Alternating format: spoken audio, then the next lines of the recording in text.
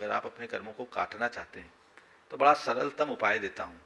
आपको मैं कहूँगा त्याग करो, तपस्या करो, व्रत करो, उपवास करो, तो शायद ये आपके लिए संभव न हो, पर मैं आपको कुछ ऐसी बातें बताना चाहता हूँ जो आपके कर्म की निर्जरा का बड़ा सबल निमित्त बनता है।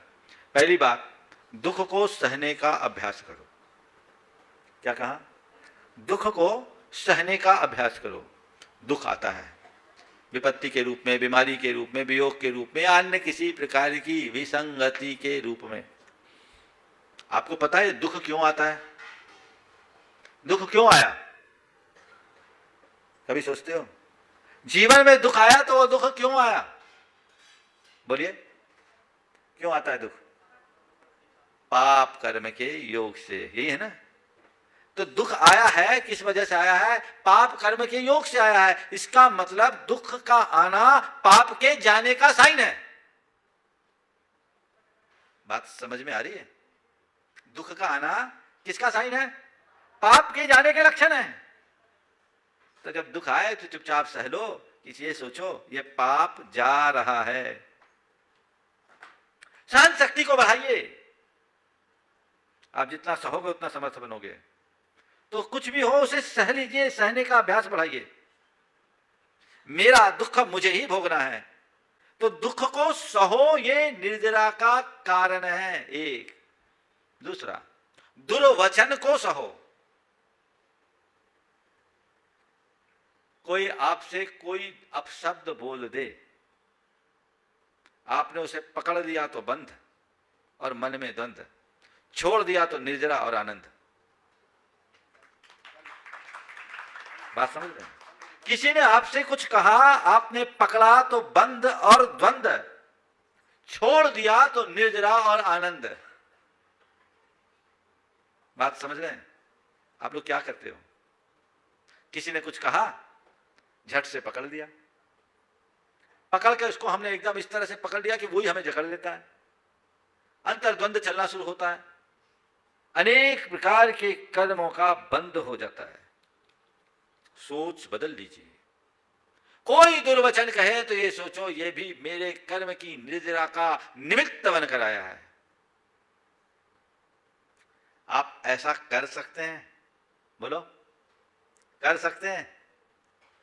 यहां तो सब कर सकते हैं, पर यहां से बाहर जाने के बाद अगर तुम निर्जरा के अवसर ढूंढना चाहते हो तो कदम कदम पर निर्जरा है। वो तुम्हारे आनंद का निमित्त है।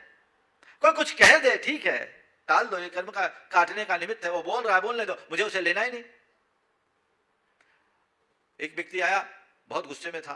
तो क्या हुआ? बोले सामने वाले ने मुझे गाली दे दिया। मैंने गाली दिया, तूने लिया क्यों? गाली दिया तो तमतमाया क्यों? बोले उसने मुझे गाली दे दी। गाली अच्छी चीज थोड़ी है, तो अच्छी चीज नहीं है तो तूने लिया क्यों? गाली दिया, दे लेने देता, तुझे क्या होता? उसकी गाली उसके पास रहती। तू ले लिया तो गंदगी तेरे पास होगी। तो मैं आपसे कहूं, कोई मुझे गाली न दे, मेरे हाथ में नहीं है। है क्या किसी के हाथ में? कोई मुझे गाली दे, ये मेरे हाथ में नहीं है, पर कोई कैसी भी गाली दे उसे न लूं, ये तो मेरे हाथ में है। नियम ले लो, आज से किसी की गाली नहीं लेंगे और किसी को गाली नहीं देंगे। दूसरों को गाली देना नहीं और दूसरे गाली दे तो उसे लेना नहीं। निर्जरा का निमित्त है ना। तो सहन करना, दुख को सहो, दुर्वचन को सहो, दुप्रसंगों को सहो। कोई दुप्रसंग घट जाए, कोई प्रतिकूल निमित्त आ जाए, सामना करो, घबराओ मत, समता से सहो। ये कर्म निमित्त बनकर आया है और मेरे कर्म काटने का निमित्त बना है। कर्म कटेगा कि नहीं कटेगा? बोलो। हा? कटेगा। कोई भी जो प्रसंग, विचलित मत हो, उसका रास्ता खोजो। अंततः सहना तो पड़ता ही है ना, पर लोग आंसू बहाते बहाते सहते हैं। संत कहते हैं आंसू बहाते हुए मत सहो, समता रखते हुए सहो, तो जीवन में एक अलग प्रकार का आनंद आएगा। कुछ भी हो जाए, मुझे अपने भीतर की सहनशीलता को बढ़ाना है, यही मेरी समता का आधार है। तो दुख को सहो, दुर्वचन को सहो, दुप्रसंगों को सहो और आपे में रहो। निर्जरा ही निर्जरा है, फिर ज्यादा कुछ कहने और करने की जरूरत नहीं, अपने में रहो। और रिचुअल की बता दूं तो मैं कह सकता हूं, भगवान का नाम लो, कर्म निर्जरा का बड़ा साधन है। पूजा पाठ करो, कर्म निर्जरा का बड़ा साधन है। समझ गए? पर मुझे नहीं मालूम कि भगवान का नाम लेकर तुम कितनी निर्जरा करोगे। मुझे नहीं पता कि तुम पूजा पाठ करके कितना पुण्य करोगे और निर्जरा करोगे, लेकिन इस बात का स्पष्ट अनुभव है कि अपने स्वभाव में बदलाव लाओगे तो न केवल कर्म की निर्जरा करोगे अपितु उसका आनंद भी लोगे। ये हमारे जीवन में घटना चाहिए।